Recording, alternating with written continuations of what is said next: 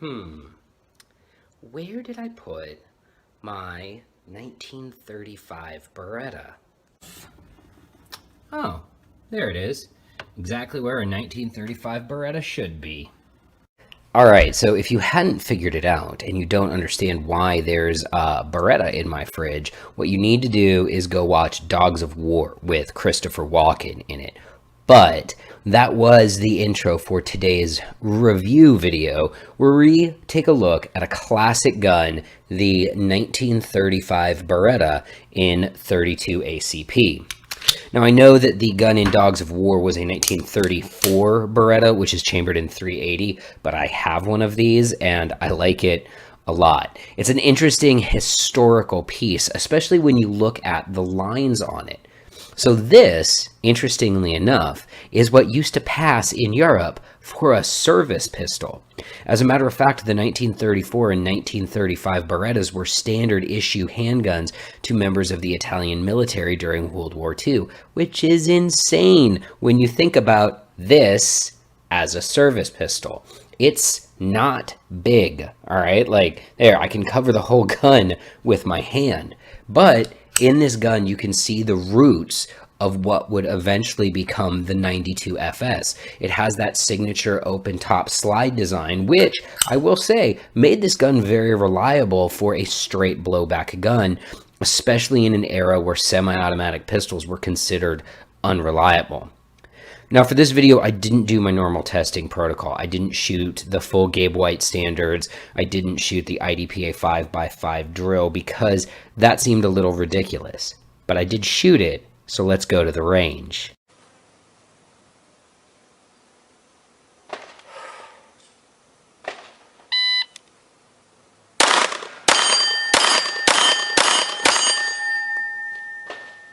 .454 with a miss. Try to shoot this one a little bit faster.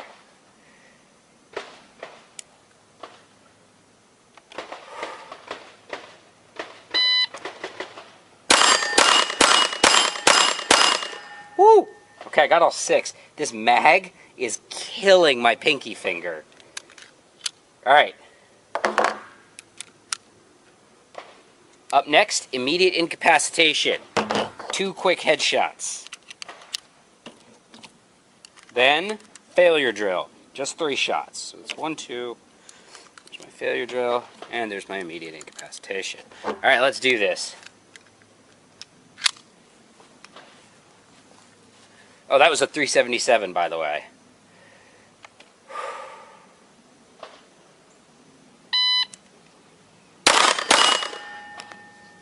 Two good hits and 198.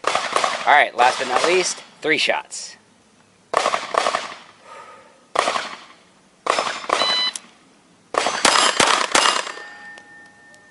.217 with 1 miss.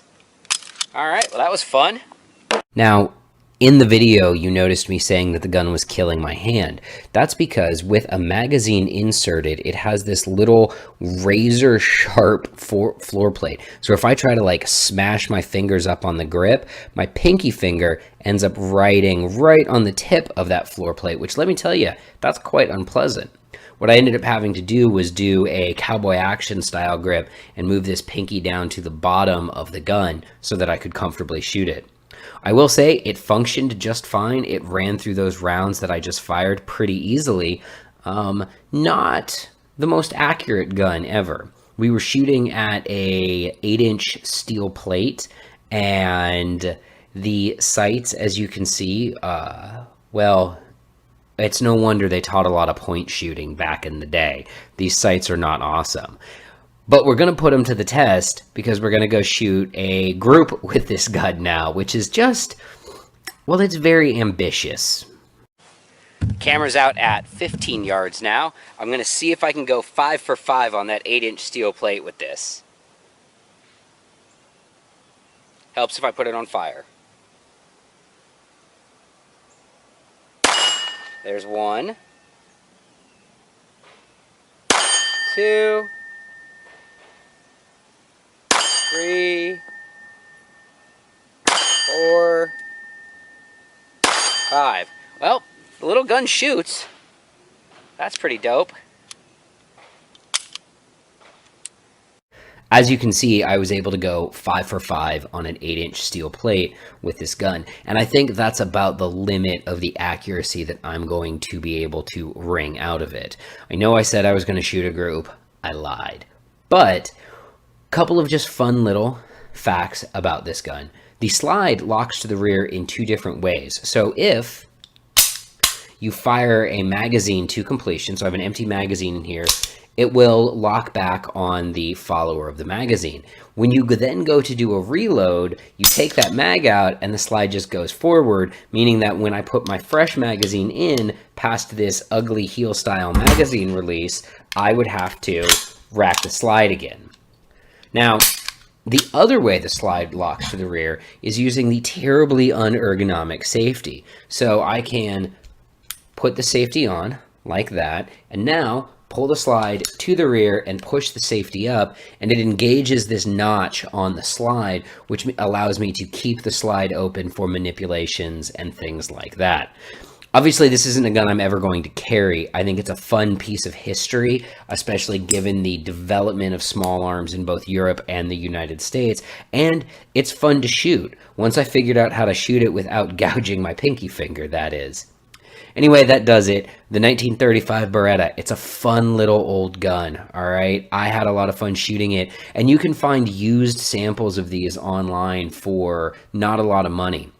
As a matter of fact, they're considered CNR guns, so if you have a collector's license, you could, for whatever reason, go out and buy one of these. It's a neat little gun, and it's also, if you're into collecting Berettas and are looking for a gateway drug to start collecting Berettas, this wouldn't be a bad place to start. I'm Caleb Giddings. Thanks for watching. Until next time, remember, run your gun, not your mouth, in Italian.